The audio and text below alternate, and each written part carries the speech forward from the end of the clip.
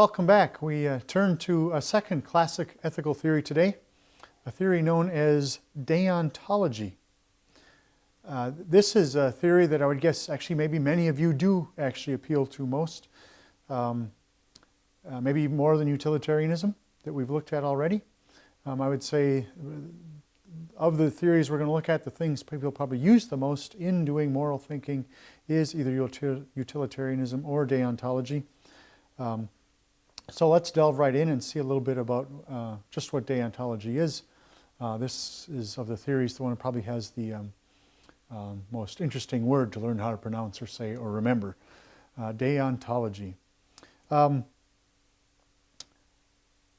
think a lot of people might prefer deontology or a deontological ethical system over utilitarianism because most typically deontology is based on a rule or a set of rules which some people might find easier to live with or to follow than having to think about what actions or what behaviors will bring about some sort of predetermined consequence.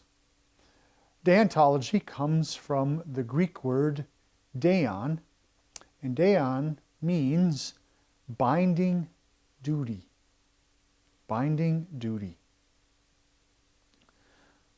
So deontologists believe that an action is right when it conforms to a relevant moral principle or duty.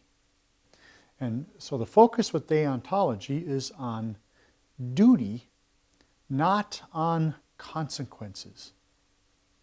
In fact, a strict deontologist would say that moral considerations do not think about consequences at all. They focus solely on doing one's duty. Deontologists hold that morality exists apart from utilitarian ends. That is, morality doesn't think about consequences, doesn't look to the future. It looks at the morality of the act being undertaken itself.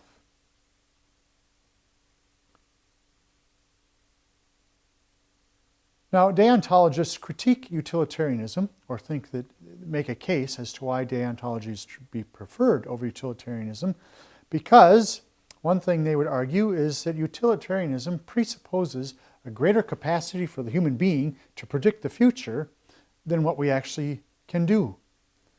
And how often have you done something intending it to bring about a certain consequence and it's completely backfired or it hasn't worked at all? And that's where deontologists would point to. There is only so much we can do and control with the future. So the goal of setting efficient means to good ends doesn't encapsulate the whole moral life. And sometimes no matter what we do, we can't bring about a desired end, or the end that comes about won't be what we were after in the first place. And also, a deontologist recognizes that morality has to do with more than just consequences. And I talked about Adolf Hitler in our last example, that sometimes while an act may bring about a desired end, that doesn't mean the act to get there is in and of itself moral. Okay? Sometimes there may be good ways to bring out a desired end or efficient ways to bring about a desired end, but those ways are not moral at all, and so they are to be discouraged. So deontology tends to be more concerned with motives than consequences, more concerned with duty than consequences. I mean, utilitarianism is about motives as well, but the motives are to bring about a desired end. In deontology, the motive is to do one's duty. The best example of a deontological theory would be some sort of divine commandment theory. So, for instance, if you happen to be Christian or Jewish and religious and know that some of the teachings of the religion, if you try to live by the 10 Commandments, that would be a deontological way of living. You're living by a set of rules. Because deontology is often based on rules, many people do find, or at least many religious people find it a more appealing way of doing morality. But as with utilitarianism, there are actually two forms of deontology. There is an act form of deontology as well as a rule form of deontology. An act deontology is more rare and maybe even a little more difficult to actually, I think, pull off or live out. But there are forms of act deontology that hold that an individual in any given situation is to immediately grasp what ought to be done, what duty is being called for right now in this instance, at this time, in this place, and that is determined without relying on any rules. That is still deontology. You would try to immediately grasp what ought to be done, what duty is called for, and live it out. What stands underneath an act form of deontology is the idea that there are no rules that work in every situation. So in this form of deontology, you abandon rules altogether and just look at each situation independently and as quickly as possible determine what ought to be done. Now, rule deontology, a system based on either one rule or a set of rules, is a much more common way that deontology is usually formed. Acts are right or wrong based on their conformity or nonconformity to some moral principle, moral rule, or moral law. And these rules are not just arbitrarily brought about, but they are usually developed from past experience, from seeing how human behaviors have worked in the past. And there are two kinds of rule deontology. There's monistic deontology, which is a deontology based on one rule that you apply to every situation in life. And then you can probably guess what's next. If you are basing things off more than one rule, like for instance trying to live by the Ten Commandments, that would be an example of pluralistic deontology, a set of rules that help govern the living of life. Now I want to turn to the specific deontological theory we're going to look at today, and it is that of Immanuel Kant. He has probably, at least in our modern world, been the most influential thinker in terms of deontology. And again, I say modern because we're looking at the whole history of the world here. Immanuel Kant was born in 1724 and lived until 1804. He was born in East Prussia. And now here's something very interesting. These classic ethical theories we're looking at to begin this course are usually thought of as being non-religious, kind of secular, sectarian ways of looking at morality. And that can, in some ways, apply to Kant's theory in the end, but actually Immanuel Kant was deeply religiously motivated in developing his theory, and he actually comes out of a very religious family. His father was a Lutheran pastor. But his father comes out of a very particular kind of Lutheranism that was springing up and becoming really the dominant form of Lutheranism at this time in history. It's a form of Lutheranism called Pietism. And in fact, the Pietistic movement moved beyond Lutheran bounds. That's where it started, but it went and really touched all parts of Christianity in the 17 and 1800s. And the truth is, it's still around and very alive and well in parts of the world today. And in fact, it's still alive and well in this part of Iowa that Waldorf College is located in. So I want to tell you a little bit of the history of Lutheran Pietism that Immanuel Kant grew up in. Immanuel Kant's father was a pietistic Lutheran pastor. Now, after Martin Luther's work and the movement it started that's known as the Reformation, Europe ended up being plunged into a series of religious wars that were fought over religious doctrine. And wars that ultimately led to the 30 Years' War in Europe. And that war in Europe decimated the male population in Europe. And one of the biggest causes behind that war was religious differences in religious beliefs. But by and large, that war and other wars that preceded it were Christians fighting Christians over religious doctrine. When it all came to an end and people looked at the shambles Europe was in, some started to ask the question, is it a very Christian thing for us to kill each other over our Christian beliefs or differences in such? And many quickly came to the conclusion, Christians should never be killing Christians over religious doctrine. It's not a very Christ-like thing to do.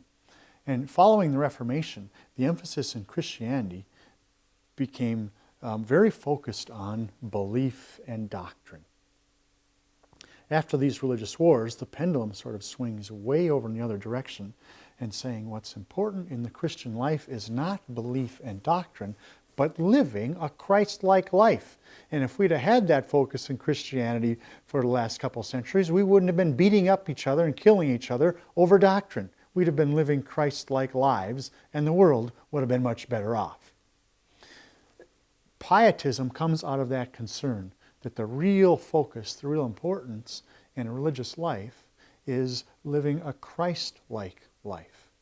And that movement spread and became very strong in Lutheranism. And it's that kind of household that Immanuel Kant grew up in. And so such a household is focused very much on how we live our lives, how we act, how we treat our neighbors. Well, of course, those issues all have to do with morality and thinking about morality or ethics. So it's no surprise that the son of this pietistic Lutheran pastor should become interested in things like morality and ethics. But I'm going to step back for just a minute before I say any more about Immanuel Kant and just talk about Waldorf College. It is many people from that part of the country, from a Germany that was being very influenced by pietism, and that pietism in Germany moved up into Norway and the Scandinavian countries and took a very strong hold up there. And it is that brand of Lutheranism that came and settled right here in southern Minnesota and in Iowa. And it was Lutherans out of that stripe that bought this hotel called Waldorf on the corner of 6th Street in Forest City, Iowa, and started this college. So this college comes very strongly out of that brand of Lutheranism. But it's a brand of Lutheranism that became very strict and rigid in many ways, and it's thinking about what the Christian life was and how one should live it. And so, for instance, that influenced the early part of Waldorf's history for a long time. And professors and students on this campus were forbidden from doing things like drinking alcohol. In the early days of Waldorf's history, students were not allowed to dance, and some of the folklore of this college is about professors sneaking off down to the surf ballroom in Clear Lake to make sure none of our Waldorf students were down there doing immoral, devilish things like dancing. And every once in a while, of course, students were caught down there. And one of the biggest stories on campus about a change in life on campus was of students locking themselves in the campus center one year. I believe it was around 1970 or so. I don't remember the exact year. But sort of holding a sit-in strike demanding that students at Waldorf be allowed to dance. And after that event, actually, the Board of Regents did change their stand on dancing, but not everybody was happy about it. And that pietist tradition is still alive and strong and felt in these parts of the country, and it's still a part of Waldorf's history. Personally, I think most of that is sort of a betrayal of Luther and his theology. In fact, I think the strong doctrinism that grew up right after Luther's teachings denied what he was about, and I think the pietism falls off what Luther was about on the other side. So I find I'm fighting against both these tendencies to be too dogmatic and to be too concerned with making Christianity all about living your life. I think both of those are a mistake or miss the point of what Luther was all about, but that's a topic for another day and another class. So let's go back to Immanuel Kant. For Immanuel Kant, morality should provide a rational framework of principles and rules that constrain and guide everyone. And Immanuel Kant was very concerned about behavior, but he's also a children of a movement that we know as the Enlightenment. And the Enlightenment is really what gave birth to our modern scientific world, and it puts a lot of emphasis on the ability of the human rational, the rational mind. And our country was actually founded on ideas that we human beings are smart enough to be able to govern our own lives. And our experiment in democracy is living out ideas from the Enlightenment, that we human beings should be independent, autonomous beings who govern and run our own lives. We don't need another government telling us what to do, who we should be, what our goals in life should be. We believe that we should be able to determine those things for ourselves, and the government, the state, should not interfere with such things. Kant takes those ideas and brings them into the moral life, that the moral life ought to be based on rules and principles that any rational person can make sense out of and apply to the living of life. So for Kant, an action is right if and only if it conforms to a moral rule that a rational agent would necessarily follow if that agent were living in accord with reason. In other words, living a life guided by the mind. And for Kant, one does one's duty simply because it's one's duty. Duty is done for duty's sake. It's not done to reach some desired end or consequence or utilitarian goal. And it's not done for some personal benefit or gain. Duty is done simply for duty's sake.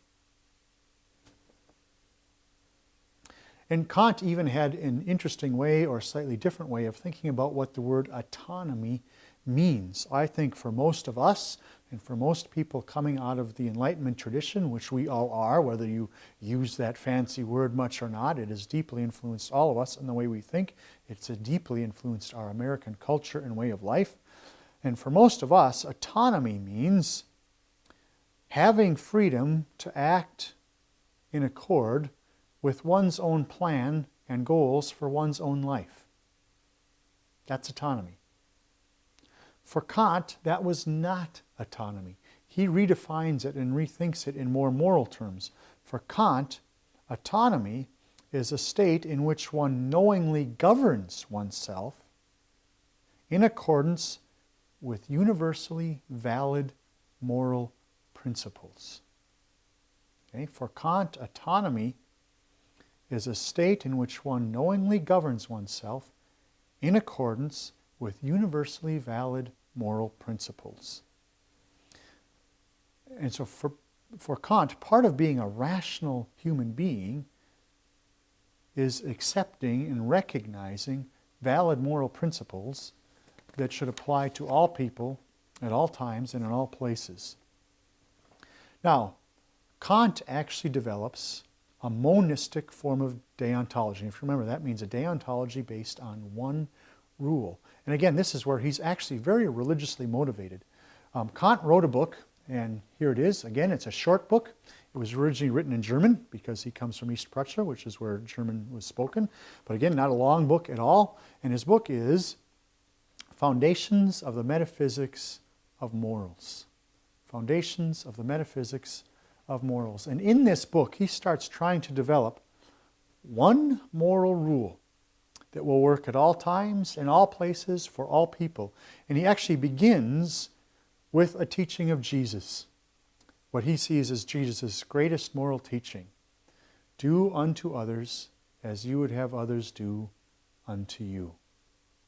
So Kant starts with that moral principle of Jesus and starts playing with it, working with it, reshaping it, and he comes up with what is called his categorical imperative.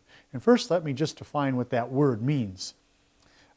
Categorical imperative could also be simply defined as a universal principle. But let me explain what he means by each of those words. By categorical, he means this applies in all categories, under all situations. It's a universal.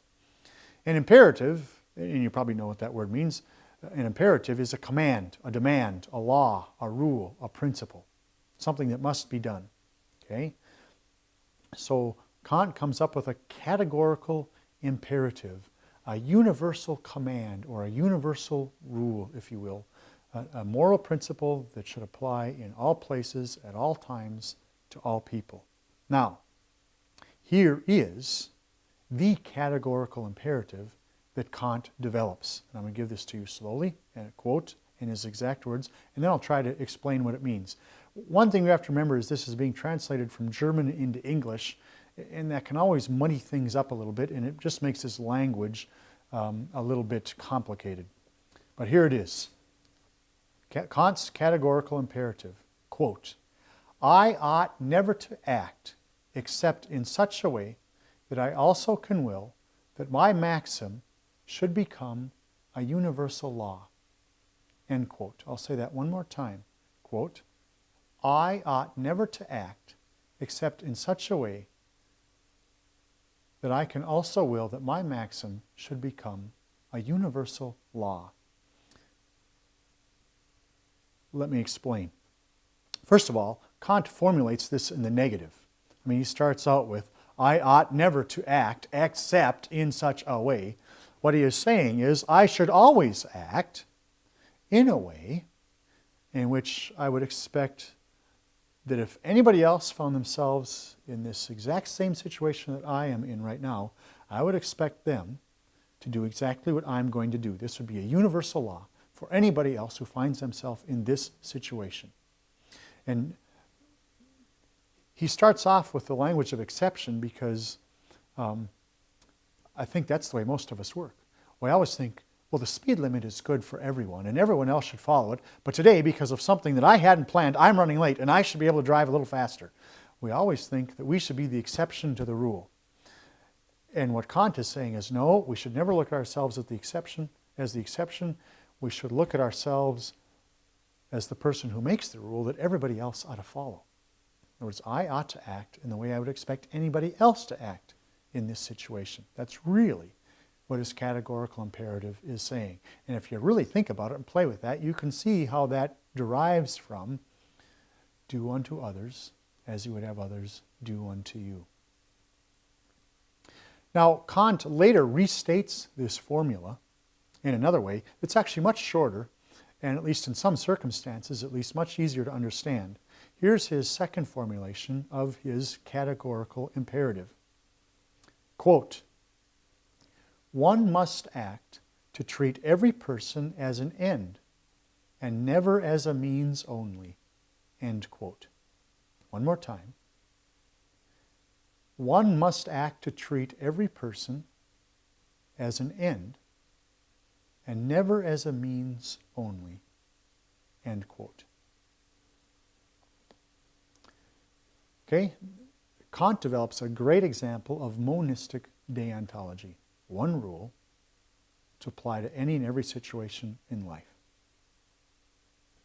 I want to depart from Kant for just a minute, but we're going to come back to him for another important part of his ethical theory. But I want to depart from him and turn to another deontologist who I think poses some interesting challenges to Kant. He's a pluralistic deontologist, W.D. Ross. W.D. Ross is a pluralistic deontologist who looked at life and realized that, you know what, much of life involves conflicting duties. How often do you find yourself feeling it's your obligation, your duty to do two things at the same time when they both can't possibly be done? I think back to just a few years ago when I used to teach in the adult evening college here. At that time, I also had a stepdaughter playing hockey, and I was one of the coaches for her team. Well, some nights I was supposed to be here teaching class, but I was also supposed to be up in Albert Lea, Minnesota, about 38 miles away from here, coaching her hockey team.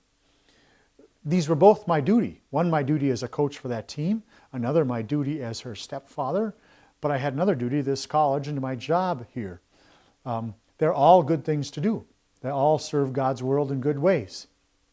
I usually tended, however, to show up here because I actually got paid for this one.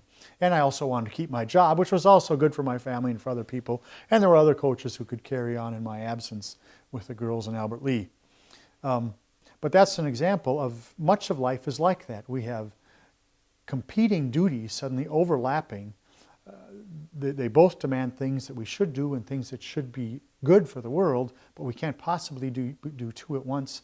And so much of life, I think, is about trying to figure out which duty is the most important right now and which one do I actually need to fulfill. Now, W.D. Ross developed an ethical theory looking at that situation that we find ourselves in life often, and he called all those duties that pop up before us, that make demands on us, that we should be fulfilling, he called those prima facie duties, literally the duties right before our face.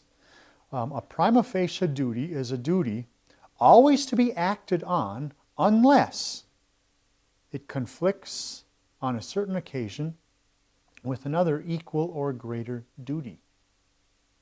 Okay? That's a prima facie duty. Then W.D. Ross talked about actual duties, and actual duties are the ones we determine we need to fulfill and follow through on in each situation. So prima facie duties are all the duties that pop up in front of you in your life that demand to be done. Actual duties are the ones you determine have to be fulfilled and that you follow through on. So that's an example, I think a useful example of a pluralistic form of deontology. But now I want to come back to Kant, because there's a very important thing that comes out of Kant's ethics that deeply influences our modern world, and whether you know it or not, and have ever heard Kant's name before, it has influenced your way of thinking. One very important thing that comes out of Kant's ethics is our modern idea of human rights. Human rights.